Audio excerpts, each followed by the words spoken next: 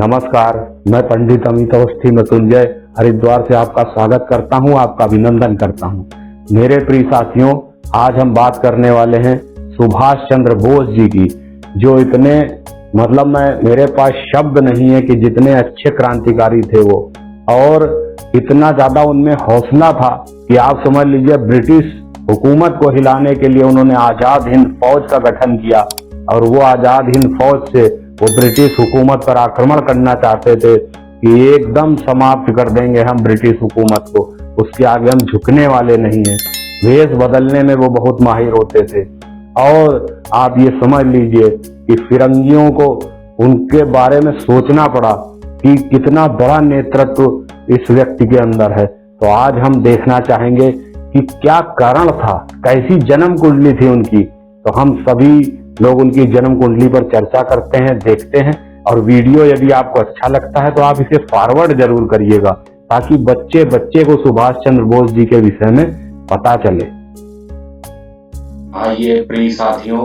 आज हम लोग बात करने वाले हैं सुभाष चंद्र बोस के बारे में। सुभाष चंद्र बोस एक ऐसे नौजवान, ऐसे क्रांतिकारी जिनके लिए जितना ज्यादा गर्व किया जाए उतना कम है।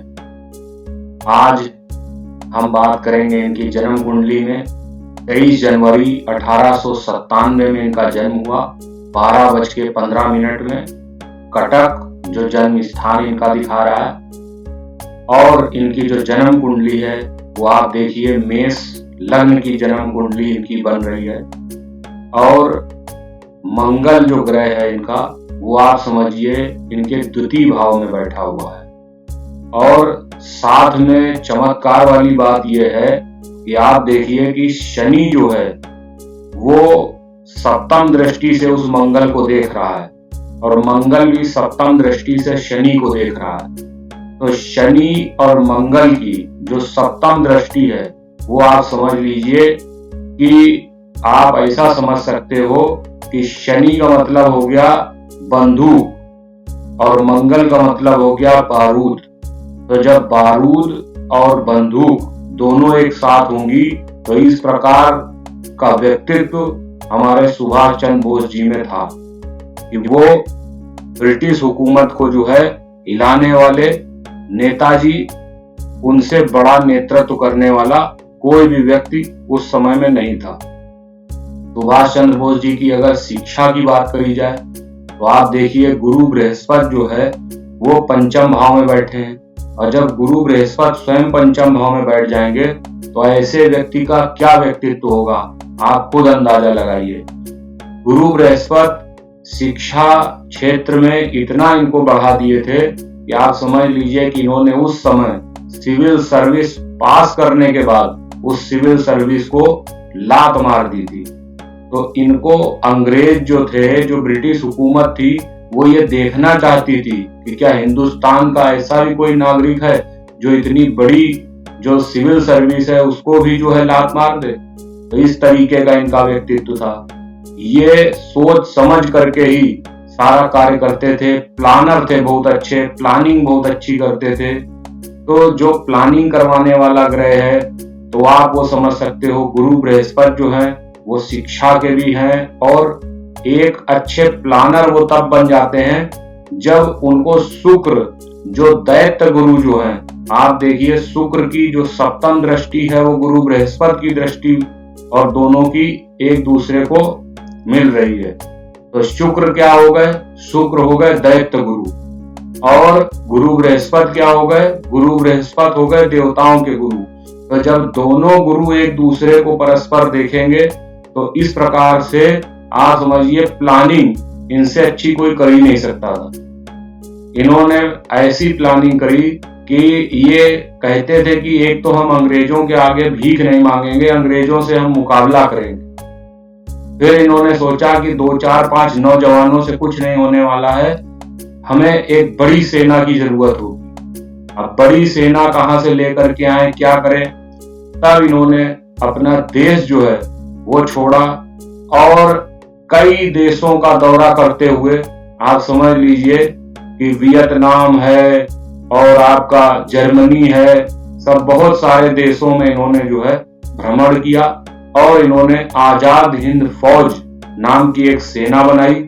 आजाद हिंद फौज जो सेना इन्होंने बनाई थी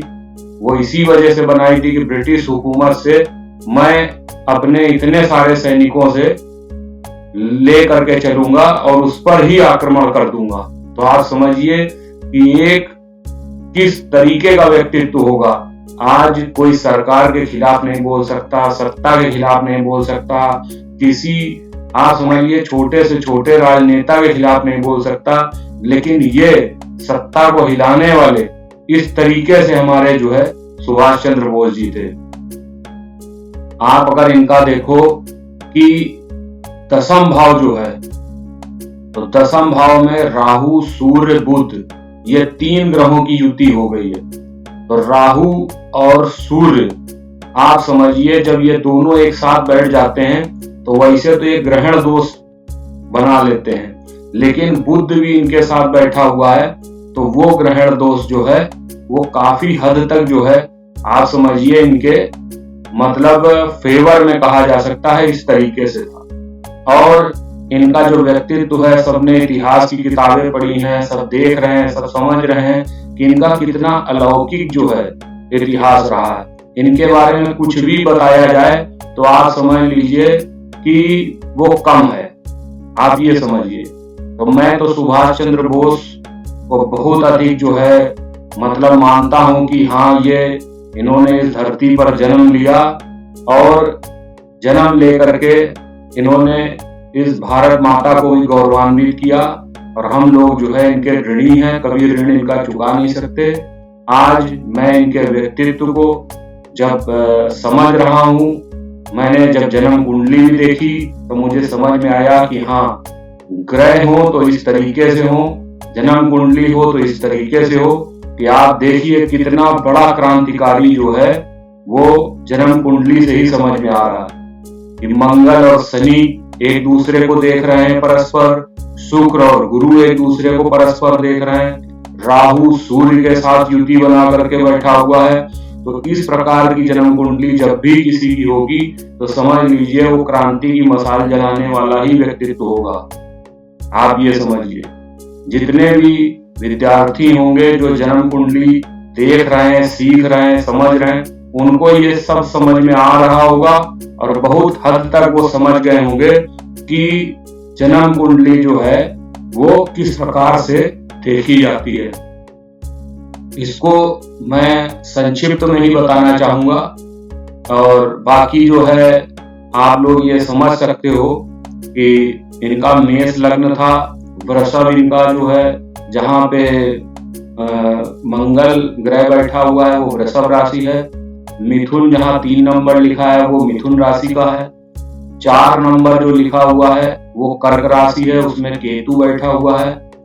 और 5 नंबर जो सिंह राशि है उसमें जो है आप समझ लीजिए कि गुरु बृहस्पति हैं।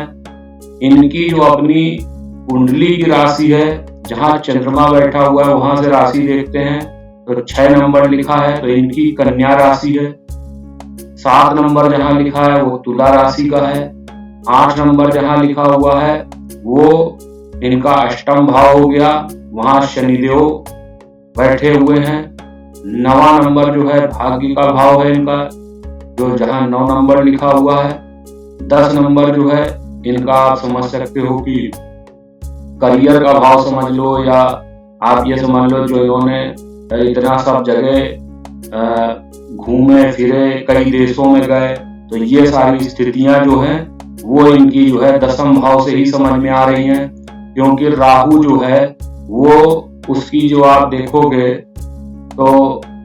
10 नंबर पे अगर वो बैठा हुआ है तो वो दृष्टि भी डाल रहा है इस प्रकार से कि इनका विदेश दौरा भी दूर से ही समझ में आ रहा है,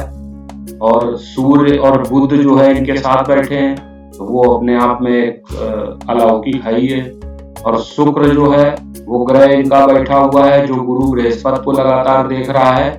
11 नंबर जो कुंभ राशि का होता है वहां पर तो वो भी शनि की राशि है, 12 नंबर जहां लिखा हुआ है वो मीन राशि का है, गुरु बृहस्पति की राशि है, 12 नंबर जहां लिखा है। तो इस तरीके से जो है हम लोग राशियां देखते हैं, लेकिन इनकी जो राशि है वो जहाँ चंद्रमा बैठा है, कन्या राशि वही है। तो सभी जन्म कुंडलियों में जहाँ चंद्रमा बैठा हुआ है वही राशि को राशि से देखा जाता है, और लग्न जो होता है वो जहाँ 1 नंबर लिखा हुआ है इस कुंडली में, वो सभी का लग्न जो है अलग अलग हो सकता है कि कोई और राशि का लग्न हो। फिलहाल इनका मेष लग्न है जो मंगल का है। तो मुख्य रूप से इस प्रकार से जन्म कुंडली का चक्र देखा जाता है। फिर बाकी चीजें जो है वो युति और दृष्टि इन सब से पता चलता है। तो अब मैं इस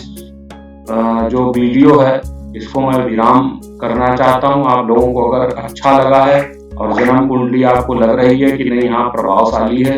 मेरा वीडियो अगर आपको समझ में आ रहा है कि नहीं फॉरवर्ड करने लायक है, आप लोग इसे फॉरवर्ड करिए। मैं चाहता हूं नेताजी सुभाष चंद्र बोस की जन्म कुंडली प्रत्येक बच्चा तक देखे और महसूस करे कि क्रांतिकारियों की जन्म कुंडली किस प्रकार से होती है। तो आप लोगों ने देखा, वीडियो अच्छा लगा होगा आपको, और मुझे बनाने में जब अच्छा लगा है तो आपको देखने में भी अच्छा लगा होगा। इसे ज्यादा से ज्यादा लोगों तक फॉरवर्ड करें। धन्यवाद। जय शनिदेव।